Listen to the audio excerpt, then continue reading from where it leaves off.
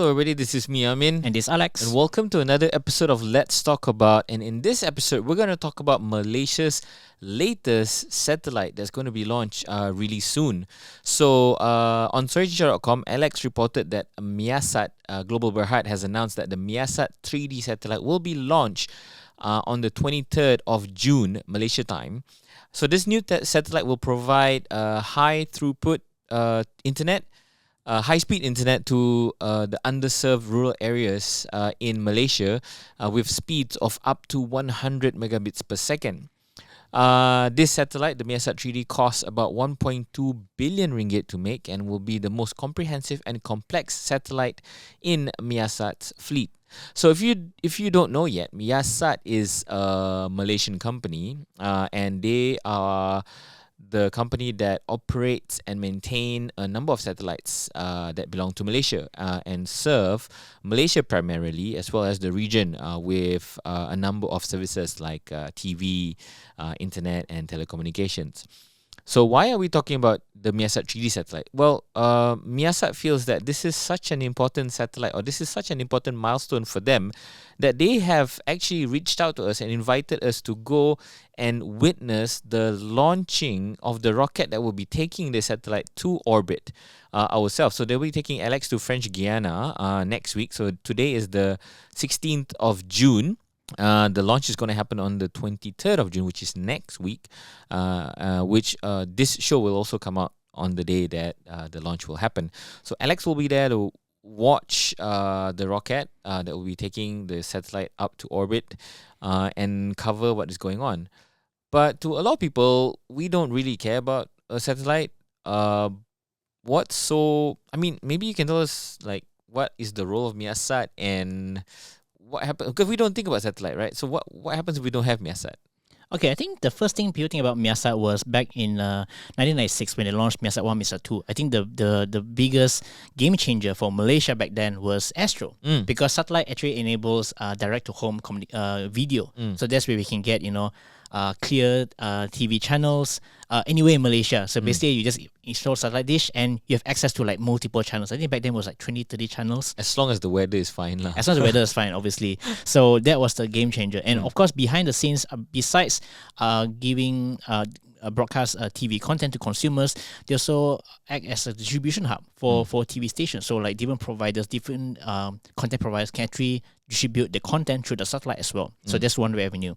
And also for telecommunications, like for mobile services, they use satellite as a backhaul as well. So places where it doesn't have fiber, they can use satellite to use as a backhaul.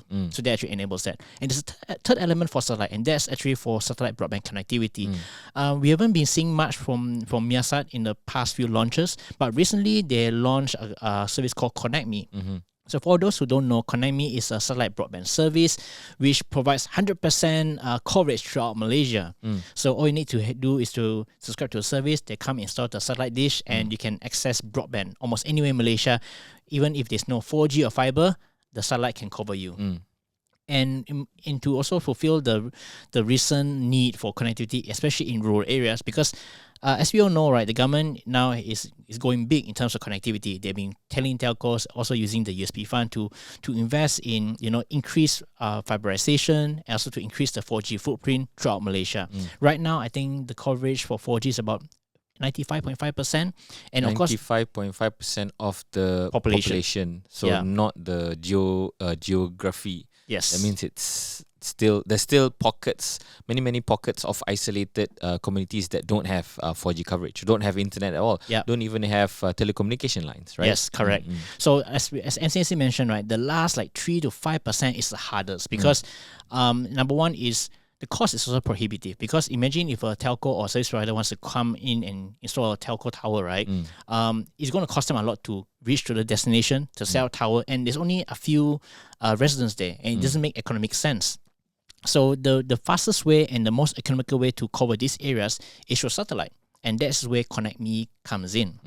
And also one thing about ConnectMe now is that they kind of build like this ecosystem around it, because obviously for normal people, right? How many of us will be able to afford to install a satellite dish? Yep. Especially in such remote areas, this is going to cost a lot for transportation, and you also need to apply for permit from the MCMC, and the cost of the service itself is also quite expensive. I mean, Yes. compared to internet service that we have now. So we think of internet as unlimited, right? I Yep. mean, we just pay like a fixed sum every month and we consume relatively huge sums of internet data without even thinking how much data we're consuming. Yep. But with satellite services, it costs per gig or per byte that you use, right? Yep. So in terms of costing, obviously for us, if you can listen to this show loud and clear, you can watch this video in like 4K resolution. Yeah.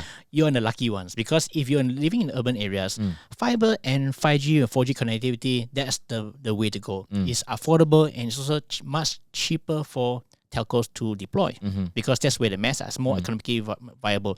But once you go to those rural areas, right, it's going to cost even more for these providers to provide such service. To pull fiber to such a remote area, like let's say a place that's not accessible to roads, that's going to cost them a lot. So that's where the cost becomes a challenge. But for satellite connectivity, regardless of where you are in Malaysia, the cost remains the same. Yes, it's high for It's urban. high, but it's constant Yeah. throughout. So it reached a point that for rural areas, satellite is actually more cost effective than pulling fiber and also 4G or 5G connectivity. Yep. But of course, there are some drawbacks. We cannot compare. Obviously, if you use 5G, 4G, or fiber broadband, you won't get the same experience with satellite. Because number one is that, okay, speeds, satellite connectivity right now in Malaysia, especially with the MEASAT-3A and 3B, they provide speeds up to 30 megabits per second. And because of the nature of satellite, the ping is extremely high. It's about 500 milliseconds. So yeah. you can like stop thinking about gaming and stuff like that. I mean, I guess it's just gaming. Yep. I think if you're doing streaming or basically WhatsApping or watching YouTube videos, it's fine for the primary usage for rural areas, right? Especially for communications, for education, and for information. I think it's fine. Yeah, it's better something than nothing. Correct. And how ConnectMe works is that they build this ecosystem. So what they're targeting is they're looking for villages or maybe small pockets of residents of at least 100 people. And the area has no access to 4G, 3G, or fiber connectivity. And if this place qualify, they come and deploy on MEASAT's cost. So which means the village don't need to come out a single cent. They come in, they provide the satellite dish, they provide the Wi-Fi routers, and how the resident going to access it to buy vouchers. So right now in Second, they're charging about 1 gig for 10 ringgit. That sounds quite a lot for this day and age. Yeah. Because but you think about it, for a place that has no connectivity at all, that's actually quite okay actually. I guess it's okay. I mean, I'm trying to wrap my head around the cost, because 10 gigs is one gig is 10 ringgit. And you get 30 megs. So is it 30 megs from the satellite to the receiver, and then 30 megs is shared across how many ever devices that you have, or is it each device gets 30 megs? I think it could be one location 30 megabits per second. Yeah. So the satellite will be able to push to that router, right, to that transmission tower. Yep. So it's like a pico cell, right? So it's a satellite, then the satellite will convert to Wi-Fi. The receiver will then convert that signal into Wi-Fi for everybody to share. So it's like a big, huge hotspot for that kampong lah. Yeah, so the benefit of that is that for the normal villagers out there, you don't need to invest in special hardware. All you need is just a normal phone that can receive Wi-Fi. Existing equipment can work. So where I'm getting at is 1 gig for 10 ringgit. The reason, the way the internet is designed today, you are really not aware of the data that you're consuming, especially if you're on video. And especially if you don't configure your phones to not automatically update and download data. So one of the big data consumption trends is when you have WhatsApp and your WhatsApp is configured to just download every single pictures and videos automatically. So you won't even notice that the 1 gig will disappear. I guess that's another concern, and that's another discussion for another show. Back to what I was saying, right? So it's great to have something rather than nothing. We talked about this. Malaysia has to date launched about MEASAT has launched about 6 satellites. So it started with MEASAT 1 and 2.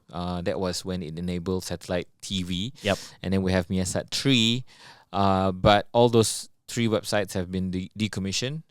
So currently we have the MEASAT-3A, the MEASAT-5, the MEASAT-3B, B for ball, and then the one that you're gonna witness the launching of is the MEASAT-3D. Yep. Are these 4 satellites that we have and about to have coming online? Do they serve the same purpose or do they serve different things? Well, basically they provide a capacity to all the customers as in like the TV stations, the broadcasting companies, telecommunications and internet. So they have different capacities and all that. So right now for MEASAT, from what I understand is that right now for their throughput for internet, the total capacity for the internet right now is 3 gigabits per second, and the consumer on the ground will get about 30 megabits per second tops. So with the new upcoming satellite, obviously with new satellite they come with bigger capacity. So apart from usual C-band and Ku-band, which usually used for direct-to-home videos, and also Ku-band is also used for telecommunications and also for satellite broadband. The new satellite offers Ka-band, which provides a higher bandwidth. So that's the reason why it will be possible to deliver up to 100 megabits per second with a total capacity of 30 gigabits per second. So that's a huge jump because of the new satellite.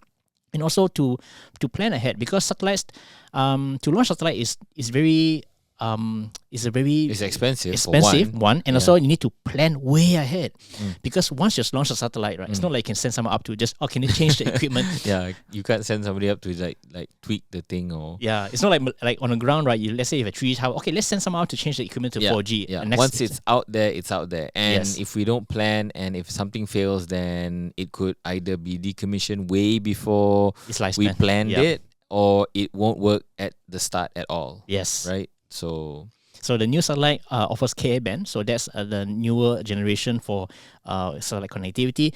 And on top of that, the new satellite also provides payload for Q and V band. I don't know what it's used for. It's something that they are enabling and potentially be used in the future. And that's something that's interesting, because what I've heard from MEASAT is that to plan satellite, you need to think of like a 20-year plan. You know, like for most businesses, come out with a 3-year plan is really tough, but this is a 20-year plan. And it takes about 3 to 5 years to plan to the actual launch. So you need to plan way in advance. Like, what do you need in the next 20 years? Nobody can tell you the answer. So you need to plan way ahead. And what's interesting is that to manage the satellite, right, there's a lot of complexities involved. So recently I visited their control center at Cyberjaya. So there's one in Cyberjaya. So that's where they have 2 teams. One team is to actually monitor the satellite. And what they do is, in every single hour, they actually get the feedback from the satellite to give them the actual readout or the actual position of the satellite. They need to make sure that the satellite stays in the correct position. So imagine this. So MEASAT right now, on control center here in Malaysia, they manage MEASAT-3A and MEASAT-3B. So they have a bunch of engineers running around the clock to make sure that these satellites do not stray away from the intended orbit, which is 91.5 degree hotspot. So it's like a virtual box of 70 by 70 kilometers. They need to make sure the satellites stays within that box. So all these 3 satellites are what we call it's geolock, right? So it's geostationary satellites. So it's orbiting on a spot that is the same all the time, meaning that it rotates with the Earth. 24 hours, one full orbit. Yep. So for us in Malaysia, if you look up, that if that satellite is here, it's going to be stick to this position. So we discussed about this. So the satellite will be in orbit about 35,000 kilometers high in space, and even at 35,000 kilometers, the Earth's gravity is still affecting that satellite, so that's why it's still in orbit. And to put that into context, so at 35,000 kilometers, an engineer will have to do a calculation to make sure that satellite stays within a 70 by 70 kilometer box. Virtual box, yes. That's less than 1% margin, like in terms of like the scale, right? It looks 70 by 70 looks huge on the ground. It sounds huge, but from 35,000 standpoint, is basically like a dot. The satellite you told me is like a small bus. So the actual body for the MEASAT 3D. So MEASAT 3D is using an Airbus Eurostar 3000 satellite. So it's about like 5 over tons. And the actual body is about like the size of a bus. And then once it's launched, you expand the solar panel. So that's going to be quite long. It's going to be bigger. Yes. All right. So I have the stats here with me. It's an Airbus Eurostar 3000 satellite. The mass of the satellite is 5.6 tons. It's 5,600 kilogram. The dimension is it's 31 meters long, 9 meters wide, and 5 meters high. It's supposed to be up there, servicing the country for 15 years. Yep. And of course, if it's smart management, it can prolong to 18 or 20 years because the lifespan of satellite depends on the fuel. So what I'm told is that MEASAT is that as a satellite operator, you need to manage the position of the satellite. So it all depends on how much fuel you use because every now and then they need to do correction like north-south and east-west correction. So it goes out of the box. They need to use a propulsion jet to Put it back inside. And also to anticipate any changes in environment or gravity or maybe, I don't know, space debris and all that stuff. And it's like a 3D box. It's not just left and right. It's up and down as well. So it's X, Y, and Z axis. So that 70-kilometer box is like that. It's a cube. It's not a box, right? And not to mention now there's MEASAT-3A, 3B, and MEASAT-3D is in the picture. There's going to be 3 satellites in the same box. And it's within the same box. Yeah, because that's the optimal hotspot for MEASAT. Okay. So, and what I'm told is that each box you can go up to 8 satellites if you want to go that crazy. Wow, sounds crowded. Even though it's a 70 by 70 kilometer, I mean, there's a lot of space there, but you have to also factor in the engineer sending the signal up there, the satellite doing the corrections. It's scary, man. Yeah, and you do correction like once every 2 weeks. Yeah, so you need to do the math. Okay, how much I need to correct north, south, and east, west to make sure it's in the box. Yeah.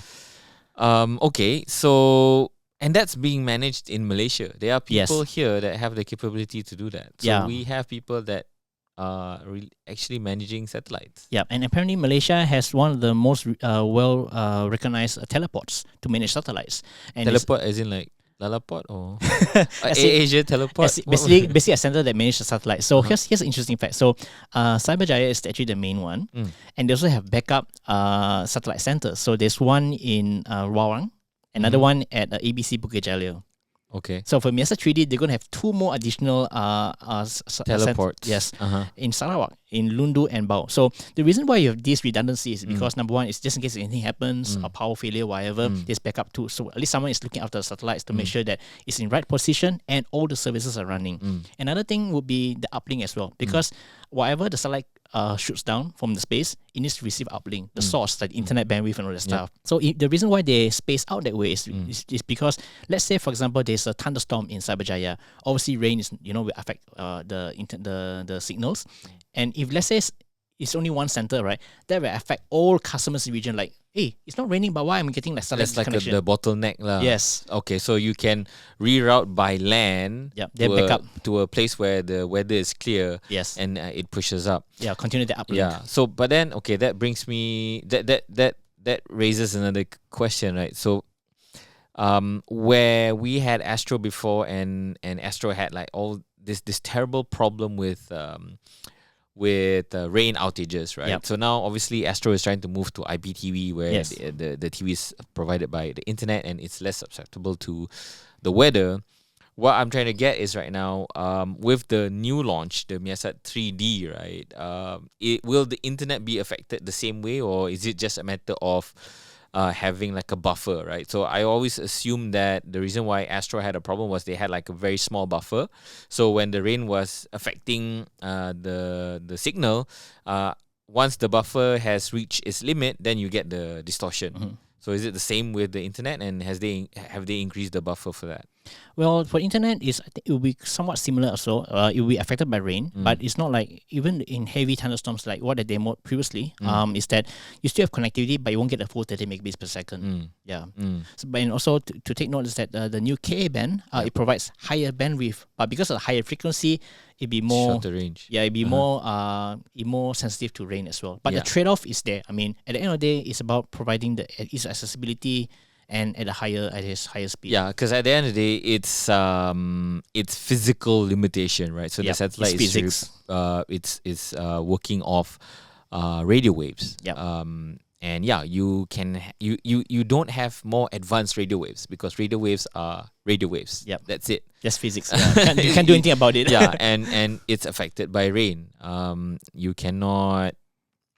I mean, the only way I can see is you either reduce or increase the frequency. You increase the number of frequency that goes through the rain, or you increase the buffer. That means you know, when the satellite transmit the data, the receiving station will keep as much data as possible to buffer, so that you have more time to use that data before the rain comes and affect it. Yep. Yeah, that's basically it. All right. Okay. So I mentioned that you will be going to French Guiana. Where is that actually? So French Guiana, despite the name, it's not in France. It's actually in South America. It's actually one of French colony. So it's actually quite near to the equator. So the reason why it's positioned there is because that's the optimal place. That's the closest place to get to the orbit, lah. Yeah, that's the best place to launch, and also it's next to the sea. So if anything happens, there's minimal negative effects on the ground. Yeah. So you've obviously been briefed. Why are they bringing you there? I mean, it's to go to South America is a 24-hour journey. Almost, yeah. What's so great about seeing the rocket launch yourself? Well, I don't know. You can't see the satellite. Okay, I don't know. I mean, like, why are they bringing you there? Firstly, I think it's one of the biggest milestone, and also this their first launch in 8 years, because it has been 8 years since the launch of the previous satellite, and this, like we mentioned earlier, this is the most advanced satellite yet.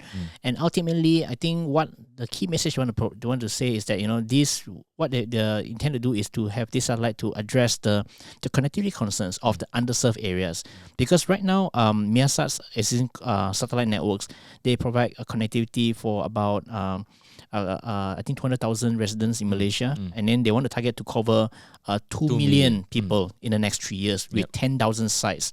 And also most recently, the government, I think, finally they managed to include satellite connectivity into the Jendela plan, because they know that it will take much longer time to cover these rural areas with 4G connectivity. So satellite is like the fastest and most cost-effective way to provide immediate connectivity for these rural areas.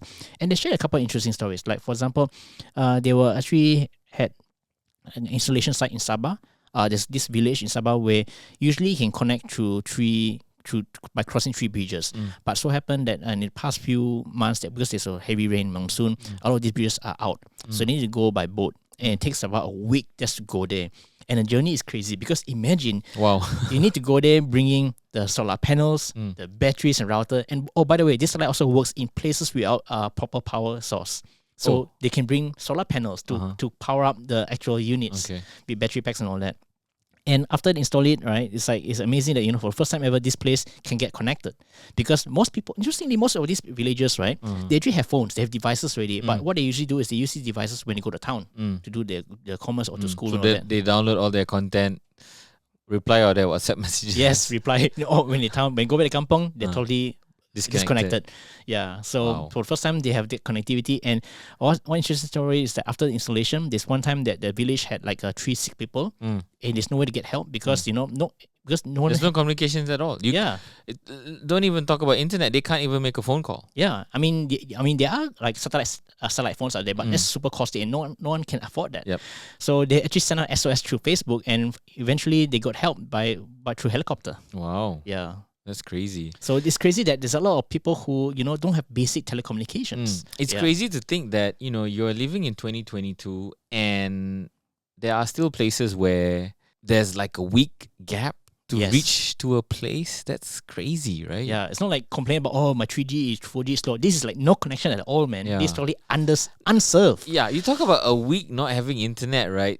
I mean, if I'm in the elevator and I don't get my internet, I'm already annoyed. Yeah, if you can't get into my feed, right? Like, I need something to read here. Yes, but I guess on the flip side, it's also good that you can be away from whatever is going, so that you're peacefully unaware of whatever crap that's happening around the world.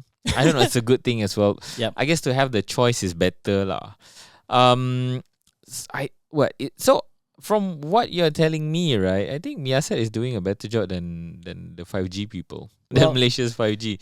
I mean, they got the service up and running, ConnectMe. Yep. I think a number of villages are using the service. Yep. And now they're upgrading the service Yep. to a service that's over 3 times better than before. Yep. I assume the price will remain the same, factoring inflation and stuff like that. And and more people will be getting the coverage. Yeah, for me, my hope is that because of this newer, higher bandwidth, hopefully the cost per gig might go down.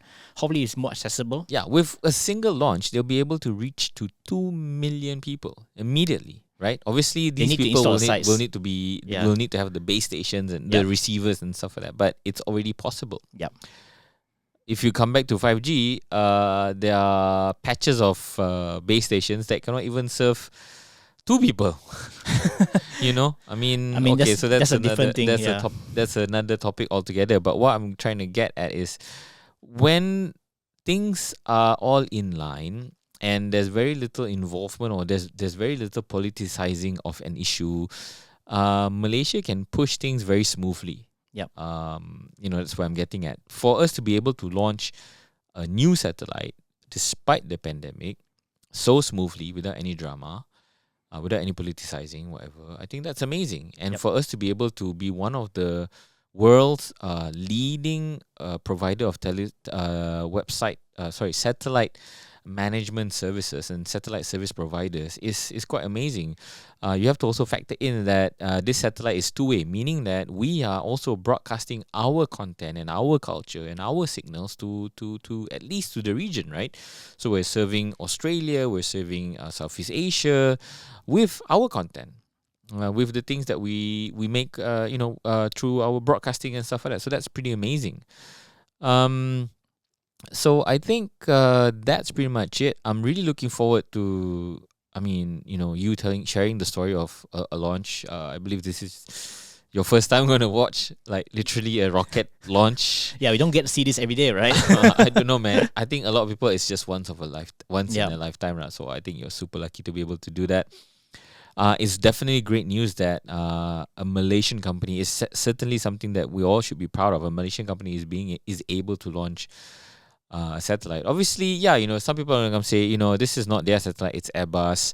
And this is not their rocket, it's a European Space Agency rocket. Yeah, I mean, that's besides the point. The point is, after that, the management is done by Malaysians. So I Yep. think that's pretty great. And it's a fully Malaysian team. Yeah. Yep. So I think that's amazing. I think that's pretty much it. Is there anything else you want to add?